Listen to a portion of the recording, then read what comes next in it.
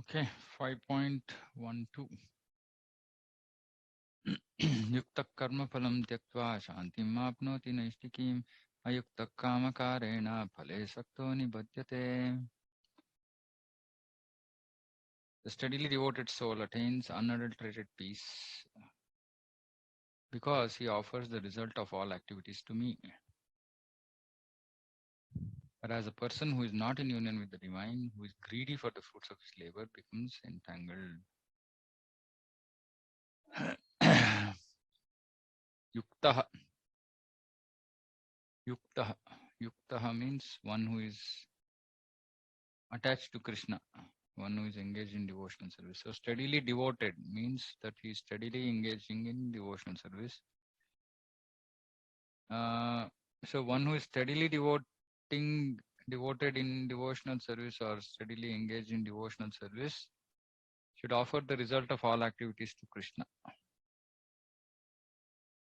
So if we don't have peace in our life, that means that we are not offering the results to Krishna, but we are thinking that we are the enjoyers. And hence we don't achieve unadulterated peace. But the difference between a person in Krishna consciousness and a person in bodily consciousness is that the former is attached to Krishna, whereas the latter is attached to the results of his activities.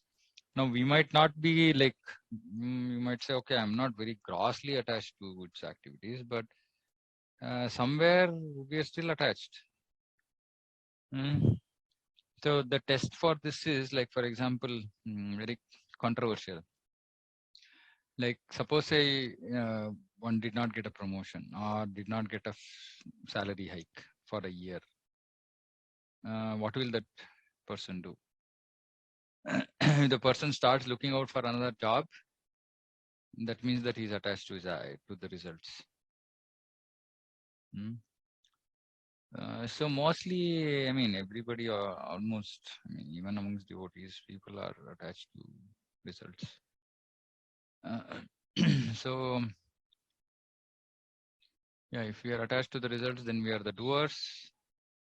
Then we get karma phala, and then it becomes a very difficult. Consciousness gets affected, so making progress becomes very difficult unless we have to be unattached to the results. The person who is attached to Krishna and works for him only is certainly a liberated person, and he has no anxiety over the results of his work. Of course, then we also talk about spiritual anxiety. Spiritual anxiety is good. Material anxiety is not good. But yeah, as we make lot more progress, maybe we won't have that spiritual anxiety, or maybe not, because Prabhupada once, we know that famous instance where he was setting up for some program, and it was getting late, things had not been arranged, and he kind of showed some his displeasure towards some devotees. And then some newbie who was there who said, "Why are you getting so angry and excited? Chant and be happy." So Prabhupada, I mean, pure devotee, but he was still showing some spiritual anxiety. So, which is okay. In the Bhagavatam, the cause of anxiety or the result of the activity is explained as being one's functioning in the conception of duality, that is without knowledge of the absolute truth. So this is a result of an activity on the material platform. It's explained as being one's functioning in the conception of duality. So which means that there is concept of success, failure, concept of I should have money, I should not have money. Now all this is duality. Now this conception will be there only if we don't know, if we don't have knowledge about Krishna. And we don't know that we are part and parcel of Krishna, and that this material world is temporary. It is just simply a cinema or a dream, and we don't take it too seriously. Krishna is the supreme absolute truth, the personality of Godhead. In Krishna consciousness, there is no duality. All that exists is a product of Krishna's energy, and Krishna is all good. See, beautiful. See, this is why we should read Prabhupada's purports.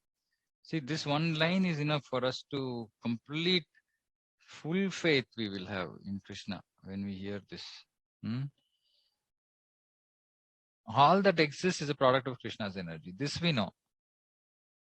Okay, but this also we don't necessarily look at it that way. For example, if some situation, we are faced with some situation which doesn't seem very good or happy, we don't look at it as Krishna's energy. Example, the famous Corona.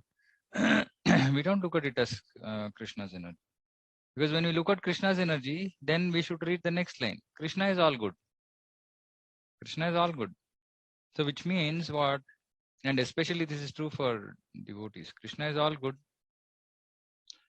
For others, yeah, I mean, it's their karma phala and it has to go according to that. But for devotees who are depending on Krishna, Krishna is all good, which means that whatever happens in the life of a surrendered devotee, of course, I mean, I will not say simply devotee, because if we are in a very initial stage without full faith, without faith in Krishna,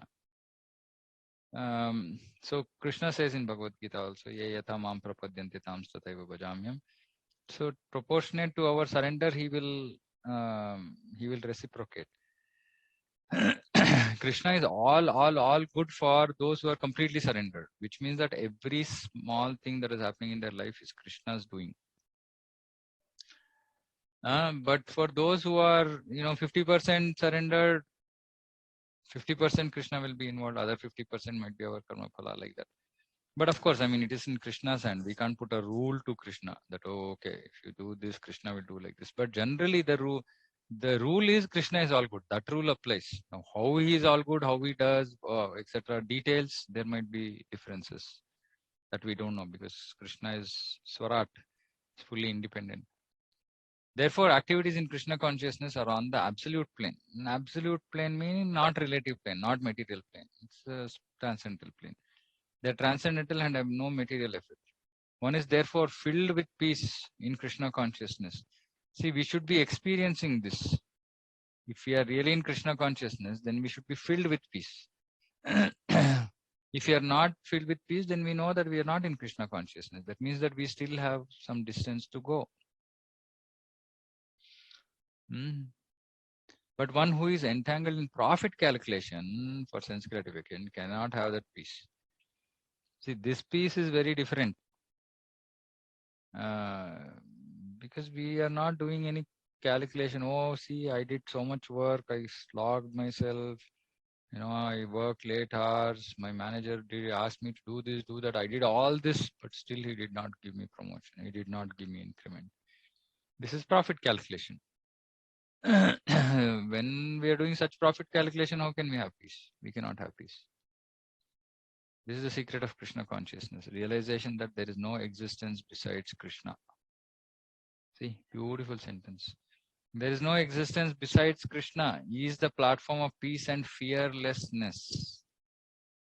So if in case we have any reason for fear, any kind of fear, we should just read this statement. Krishna is the platform of peace and fearlessness. In the material world, and of course in the spiritual world, he is the platform of Ananda, bliss. I mean, even in the material world, once we cross this, see, initially we'll be stuck with this peace, fear, all these kind of mundane emotions. Then when we cross that, then we come to the real platform of happiness, bliss. Till then, and that is the Brahma Bhuta stage. So till we reach that Brahma Bhuta stage, or liberated stage, we will be on this platform of peace and fearlessness. And even on that platform of peace and fearlessness, Krishna is there. Krishna is that platform. So once we depend on Krishna, gradually we will first come to this no fear about this material world and complete peace. Whatever happens, okay, Krishna's desire. Something would happen, okay, Krishna's desire. Something bad happened, okay, Krishna's desire. Then that is peace. Because we are not getting agitated. Oh, why this? Why me? Why it had to happen now? No why questions. Simply accept. Okay, this is happening. Okay, Krishna's desire. Hmm. That is the reason Krishna in Bhagavad Gita also speaks 2 chapters about his opulence, so that we know that, yeah, I mean, he is the one. We don't have to have any doubt that he can protect us. So he's talking, okay, I am this, I am that. And then he says, why all this? This whole material world is just one small fragment of my opulence. So then devotees will be like, oh, okay, Krishna is there. Krishna will protect. I don't have to worry. Hmm.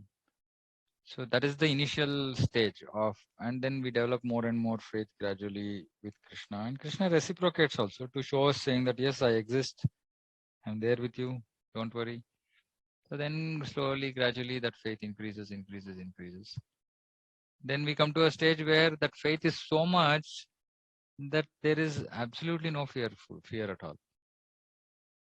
And complete dependence on Krishna. Okay, something happening. Okay, Krishna is there. And anyway, I'm not the body, so how does it matter? The soul is eternal. So we stop being attached, getting attached too much to things around us, which are anyway source of misery. The more the attachment, the more the misery. Always please remember this gulab jamun example. 2 gulab jamuns, okay. 3 gulab jamuns, good. 4 gulab jamuns is a bit too much. 5 gulab jamuns is too much. 6 gulab jamuns, I don't want to talk about jamun. Right? So it will take us to that extreme. So everything in this material world done too much always results in suffering. So initially we struggle to get over this stage, but Krishna is there.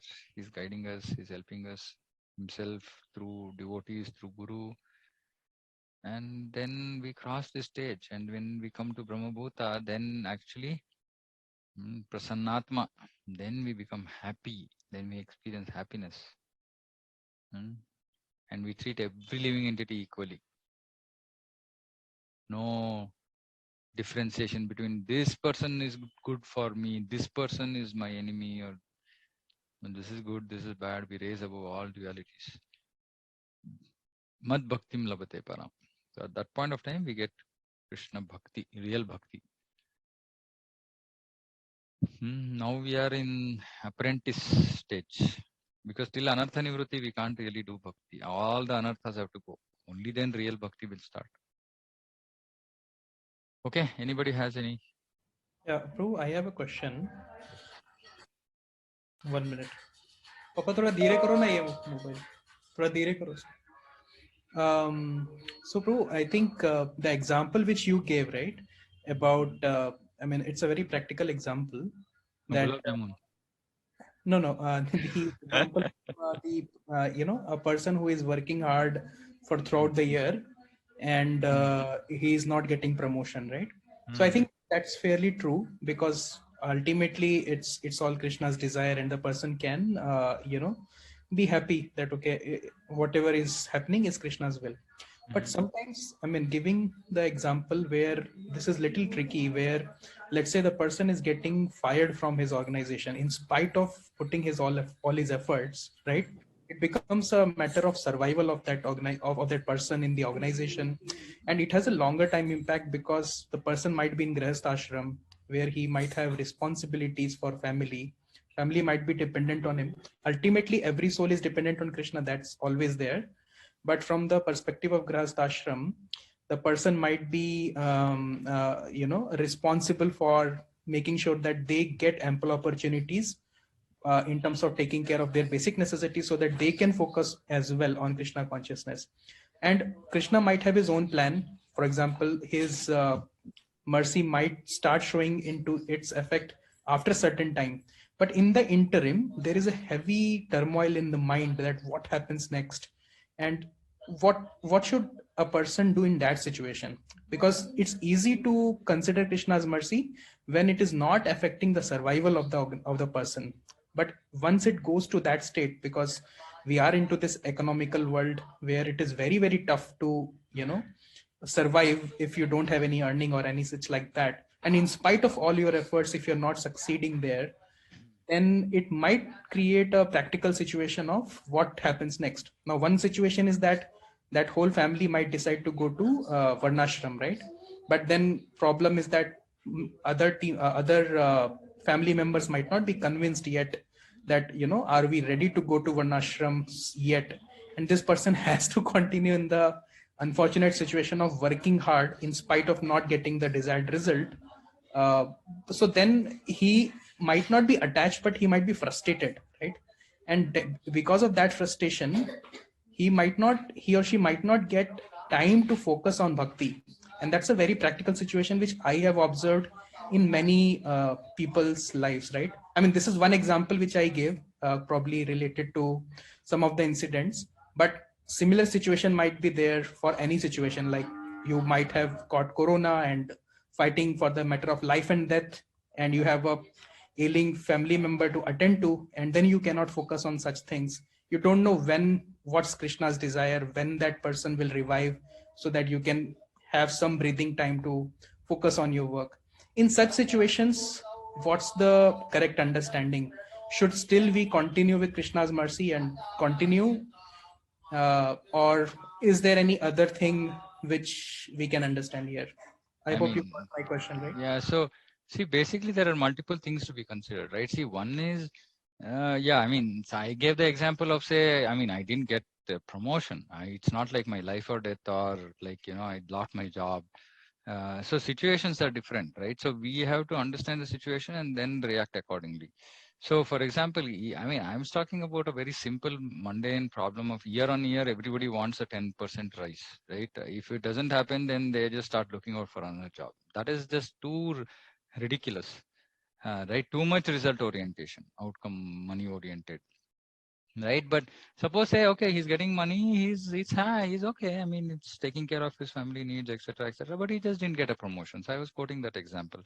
Now the situation you are talking about looks like a slightly more critical situation, wherein person suddenly is like, like no food kind of situation.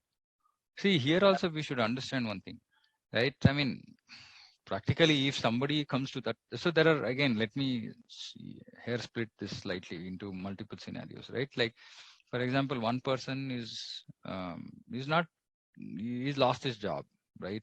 He's lost his job, and then maybe he's tried for 1 2 months, nothing is happening. But in this scenario, say the person has bank balance. Okay, he has bank balance. It's not like anybody will starve. It's just his anxiety saying that, okay, what will happen? And he has enough money to take care of things for 1 year, for example, right? Comfortably. Then his anxiety is not about today, but he will build so much anxiety about what happens if I don't get job in 1 year, that it will create unnecessary chaos, Yeah. right? Because this is about simply future fear without absolutely knowing whether it's going to take me, maybe next day I might find a job. Who knows, right? So Yeah. this is unfounded fear, right? Just fear and lack of faith in Krishna. Okay, now this is not really a situation for that person to overreact and, like lose focus, etc., etc.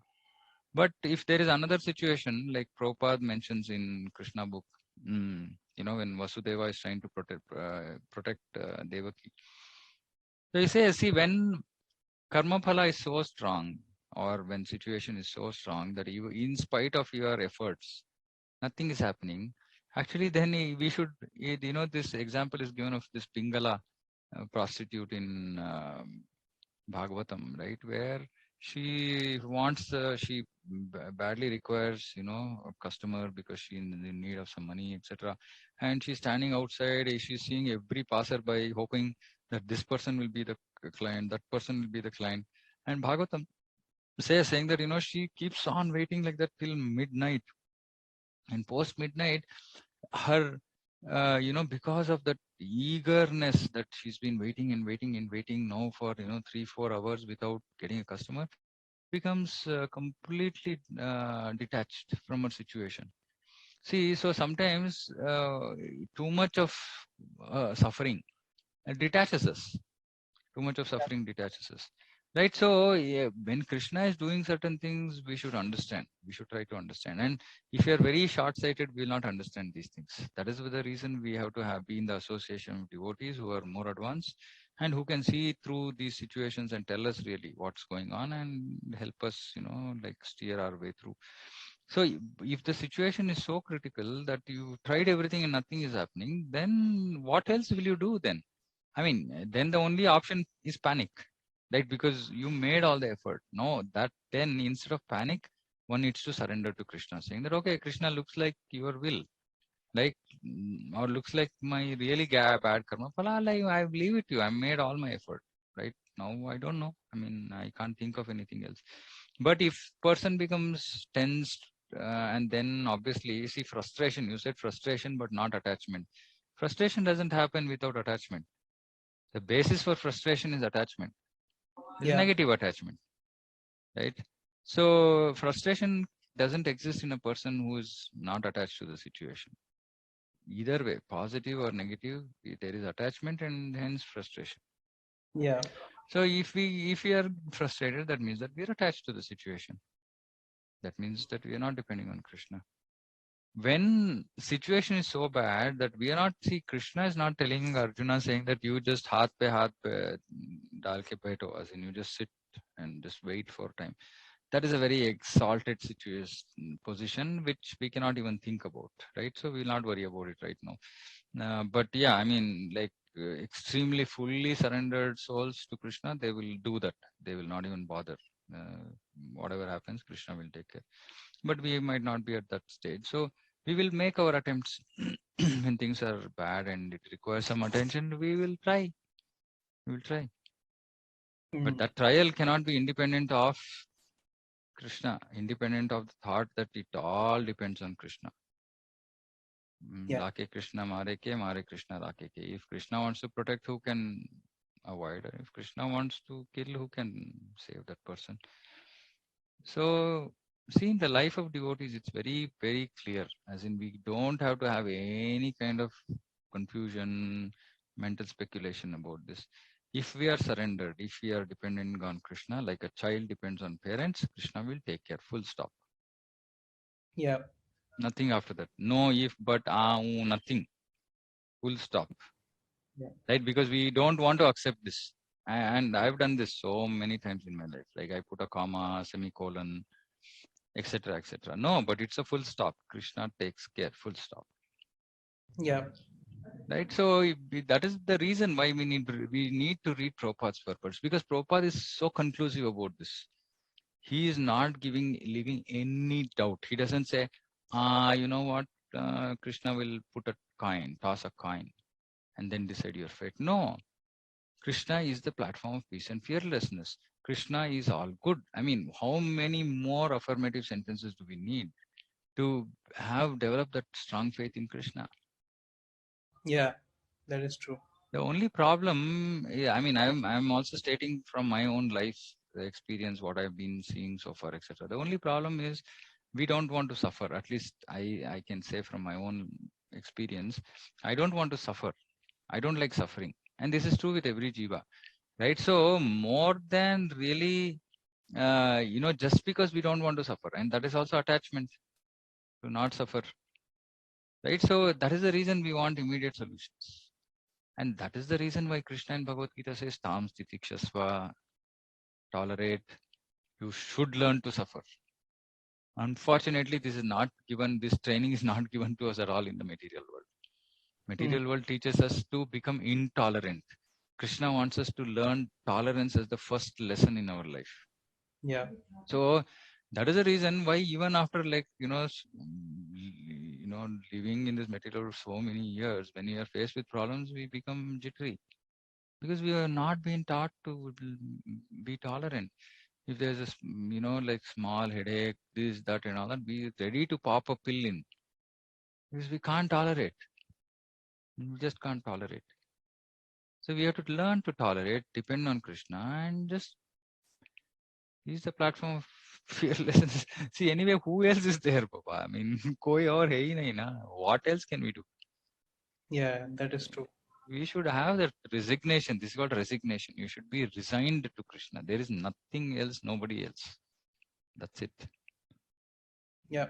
I think one good thing you explained very well here is that if we don't have that faith that okay, what happens next, I think we should speak to senior devotees so that we get more faith to be patient during such periods in case Mm. there is a delay in mercy. Or I mean, actually it is not delay in mercy, but in our lives we might perceive it as an after effect that okay, it's taking time for that situation to resolve on its own, right? So It's correct. One thought process here also. See, don't think about Krishna's mercy as problems getting solved. mm, So problems getting solved is not Krishna's mercy. Krishna's mercy is Krishna's mercy. I mean, it can be the problem itself. It can be the solution to the problem. It can be further deepening of the problem. I mean, Krishna's mercy is Krishna's mercy. He knows. I mean, if we, and this is the first thing we have to come out of, saying that, oh, Krishna's mercy aayega. That means that my problem will get solved. This yeah, is not going to give us peace at all. This is not going to give us faith at all in Krishna, because Krishna knows that okay, this problem ke liye solution you should not get the solution right now, because it's going to take you away from bhakti. So Krishna knows that. So Krishna will not give the solution. Then we'll keep thinking, oh Krishna, solution nahi aaya. No, I've been waiting.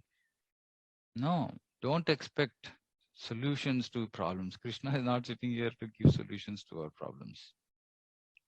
yeah, See, I mean, problem we should be. That is why Krishna says, "Na datte kasachit papam na chaiva sukritam vibhu." I am not giving anybody's papa. I am not giving anybody's punya. They are doing it. They have done it themselves, and they are experiencing the results of it. But for our devotees, Krishna is feeling so bad that okay, these devotees are serving me also. They're depending on me. I need to reciprocate. But then he says, okay, I know, but there's so much of karma. That karma is there. That means that they have done something and they have not even atoned for it, not even done prayashchitta for it. This is another very important thing. I mean, I seriously recommend devotees to do this, right? When you are in serious trouble, please do prayashchitta. Prayashchitta means that you should, in your mind, when you're chanting, when you're praying, you should pray to Krishna, saying, Krishna, I know I'm suffering because of some nonsense thing I've done in my past. I don't know. I mean, I would have done it in ignorance. Kindly, please forgive me for that ignorance, for that, for the wrongdoing that I have done. That's it. Now, this prayer doesn't have anything to do with, and please take away my current problem. No, this is simply a sincere prayer saying that, I've done something wrong in the past. Please forgive me for that.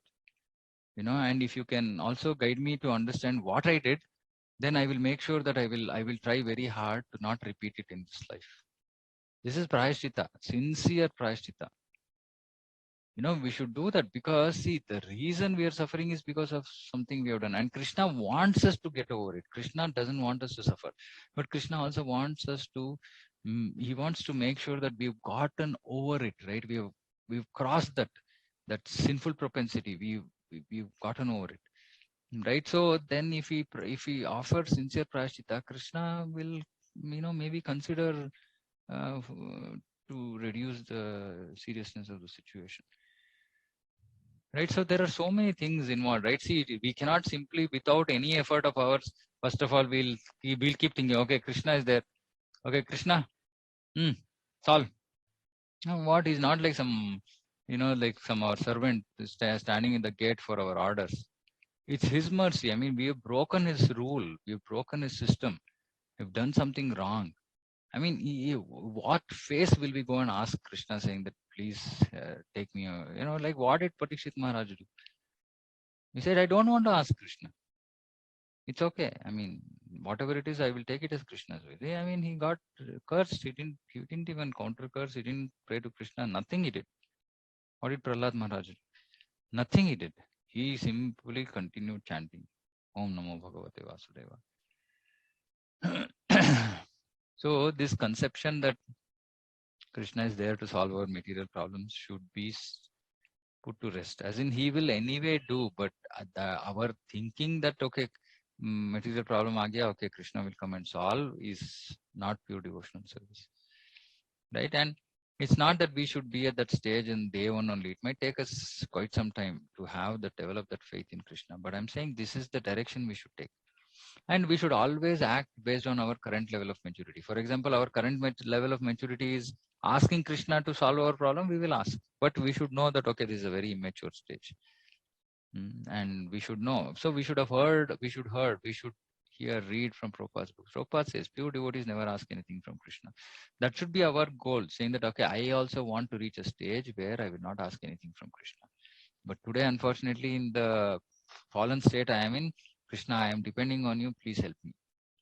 We might do that, but that's not it, right? I mean, the real situation is to depend on Krishna and absolutely ask for nothing. Nothing means nothing. And Krishna will take care of such devotees who are not asking anything. He will have more concern for such devotees. So this is a very, very important thing to understand. Krishna's faith, Krishna, depending on Krishna, is like, young children depending on their parents. They don't really worry about when my problem will be over or when this will happen, that will happen. They are simply dependent on, they'll simply, if they're not able to tolerate it, they'll say Papa or Appa or whatever in every language. They'll just cry out. And that's all we need to do. We need to cry out for Krishna. Nothing beyond it. Krishna knows what to do.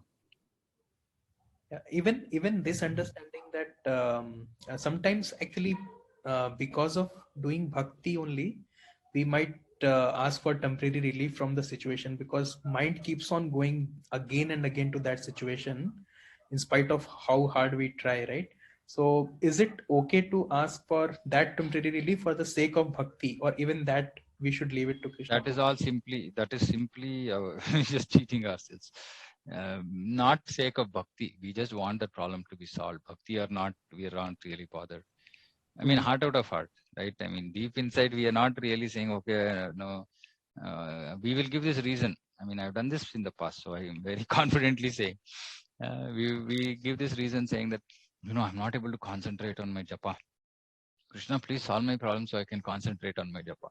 Then that problem gets solved. Then there are 100 other things waiting for our attention. Then the mind is never fixed on Krishna's name, because something or the other is there, and we are waiting for a very, like, some ideal situation where there are no problems around us, which is not going to happen in this material world. So in the name of bhakti, and what is this name of bhakti means? Basically chanting, right? So we should not, I mean, like I said, Prabhu, we should know where we stand, and accordingly we can have whatever reasons, our own justification that the problem needs to be solved. Okay, that's fine, whatever be the justification. We can pray to Krishna saying, Krishna, please, please help me, please give me some relief from this situation for this reason, whatever that reason is. Yeah, we can ask. but I think beyond that, I think it's not good to continue lingering our mind into that problem. We have already prayed. Now Krishna has acknowledged, and he But will. how do you know Krishna is acknowledged? This is a question of faith. So we will never see. This very mind will not give up on that till the problem is resolved the way we think it has to be resolved. Yeah, yeah. Mind will not keep quiet. You can keep praying every day. You'll say, yeah, I prayed yesterday. I've been praying for a week. I've been praying for 1 month. Situation has not changed at all. Like, this is material world. And Krishna will not reciprocate that way for people, because he wants to see, I mean, okay, does this guy really have faith in me? Let me wait. He knows where to test us, how to test us, right? He's there behind us, but like child is riding a cycle, father is behind. Father will not hold the cycle. He might be falling, but he will not hold, because he has to learn. That fear of falling should go from the child's head. So he will let the child fall, but he will not let him fall too badly, right? He will just in time hold him, or immediately pick him up, do something. So Krishna is like that. Yeah. Yeah, it's clear now, bro. I think thanks for explaining it in so deep. Yeah. Okay, so my mother is asking, is Brahmabhuta stage and Brahman realization is same? No, Brahman realization is still advanced. Brahmabhuta stage is just free from dualities. Brahmabhuta stage is theoretically we know that we are Brahman. as in we are part and parcel of Krishna, but we are not realized. See, realization is a stage where, just to exaggerate, because I don't know, I've not experienced that, but it is as good as seeing. Like, when in Brahma, when somebody reaches this stage, they can actually see the Lord in everybody. That is realization. Like, actually, literally, he can see the spirits, uh, the spark in every jiva. He can see the Supreme Lord in every jiva. It's like realize mean Vijnana, experience knowledge. So they'll experience. But this Brahmabhuta is more of a very initial stage of just becoming free from dualities. So there is a difference. From after Brahmabhuta stage, we can make progress. We can either go to Brahman, Paramatma, or Bhagavan. But Brahmabhuta is just meaning that we have crossed material platform. So there are two things. There is Jiva Bhuta and there is Brahma Bhuta. Okay, Jiva Bhuta, conditioned state means Jiva Bhuta. Liberated state means Brahma Bhuta. But liberated soul doesn't have to be fully Brahman realized. He's on the path. He's on the path. That means that he's not going to get affected by things around him because he knows he's Brahman, as in he's Atma, and he's not part and parcel of this world. So he will be very equipoised in all the situations. Whether he's practicing Brahman realization, yoga for Paramatma realization, bhakti, whatever he's doing, but he's just above all these material dualities. That is Brahma Bhuta stage. Okay. Anybody has anything else to ask?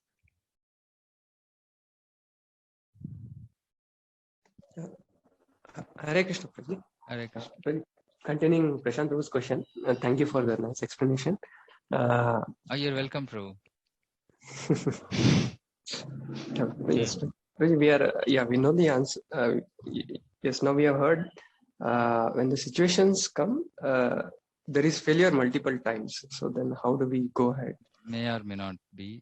If there are failures, what failure? In our attempt. Yes, we are not able to implement now what we have heard. It's okay, we can keep trying. There's no end to that. No, we have to become perfect. So see, it's the same. See, one thing, I want to help all of you, right, to think about this. Just think about Krishna as your father. Think about you as that small child. Okay, now in this situation, I will say, just remember how you learned to cycle first time. So when you started cycling, you fell, you slipped, you did this, you did that. Did you give up? No. You didn't give up, right? You kept trying because you wanted to cycle. Same thing.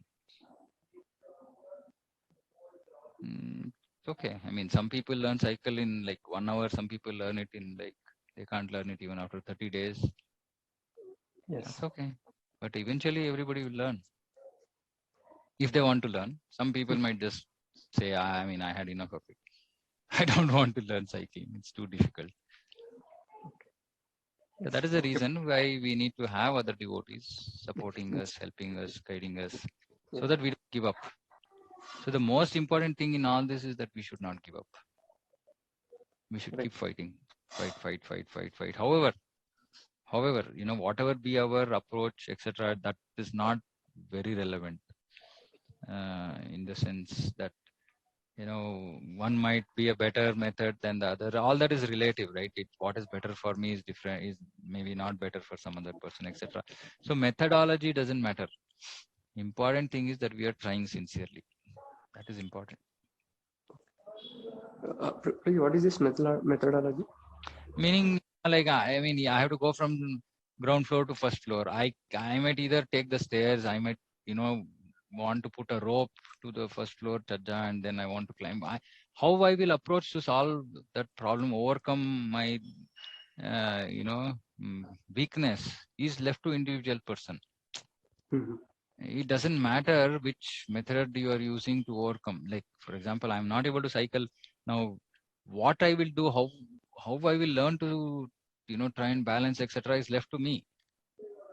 Right? Of course. Then in this case, sometimes father will also tell, saying that, hey, Baba, what you're doing is wrong.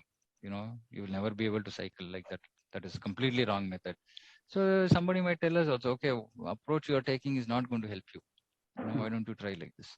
But I'm saying methods, different people can adopt different ways to try and solve that problem, overcome that weakness. Okay. But it's okay. That's not really important. I'm saying important is that we are sincerely trying. Oh, okay. So to continue to have this persistency, to have perseverance, so important thing is to have association of advanced devotees. Absolutely. Or, I mean, yes, otherwise, not yeah, possible. I mean, otherwise it's not possible. Okay, okay, Prajit. At least that's been my experience so far in my life.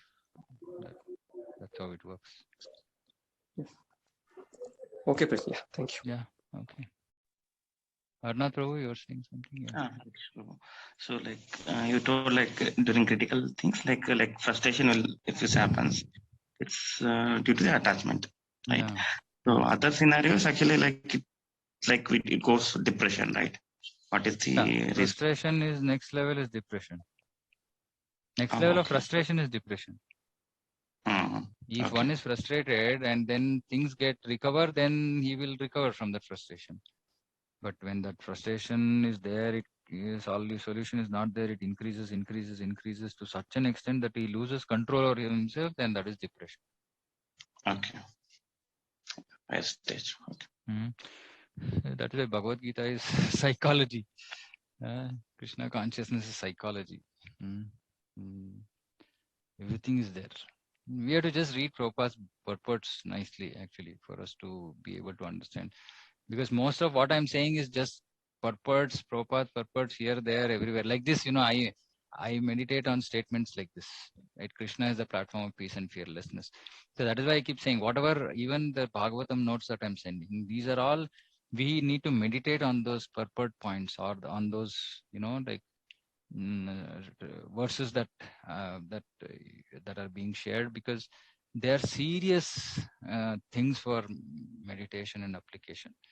And they're so powerful, which is why I said, I mean, you make a notes, prepare your own document. Even if you think you can just read and digest 2 statements every day, that is fine, right? Because I mean, this is for I've done this, reading multiple times. So yeah, I mean, I might be able to read uh, 20-30 verses in a day, but the point is that each and every statement is so absorbing that we have to read and meditate on that. So you consume how much is possible for you, right? And similar thing with Bhagavad Gita. I mean, I have my notes, I will share. Mm, These things are life changing. And see, the beauty about Prabhupada's purpose is they will come in handy in every situation, right? Like, I mean, we have to just remember these statements. And that is the reason why we have to meditate on them. Then when the situation comes, it will suddenly pop up. Wrong. Okay.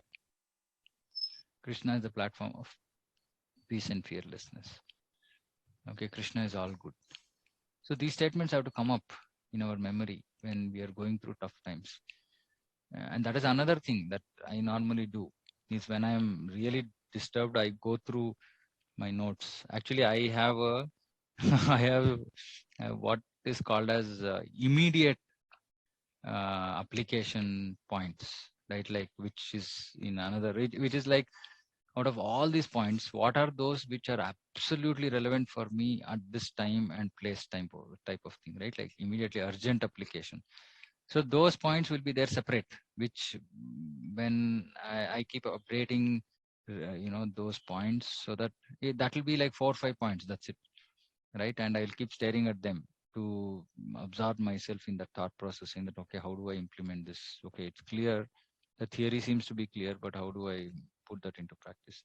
But and this is how it is, right? Like everything is there in Prabhupada's purports. Just have to be able to read it and digest it, which is so difficult.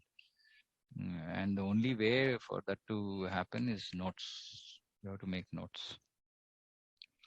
But anyway, first time readers, don't worry about this. I'm giving you what I've done over a period of time, right? Like maybe first time it may or may not be possible. I mean, it depends on the individual. For me, Bhagavad Gita, every time I've read, I've made notes. I've never read Bhagavad Gita without making notes, and that is the reason why I can understand some decent level of understanding.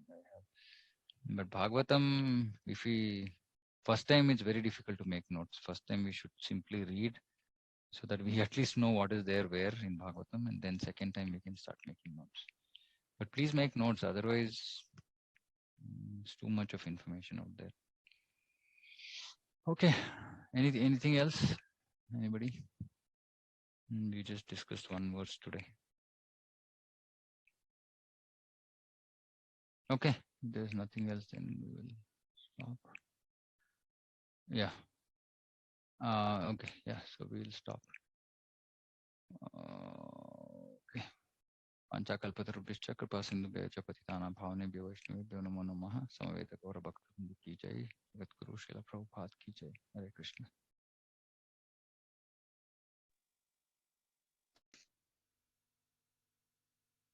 Yeah, disconnect. Hare Krishna. Hare Krishna. Hare Krishna. Hare Krishna.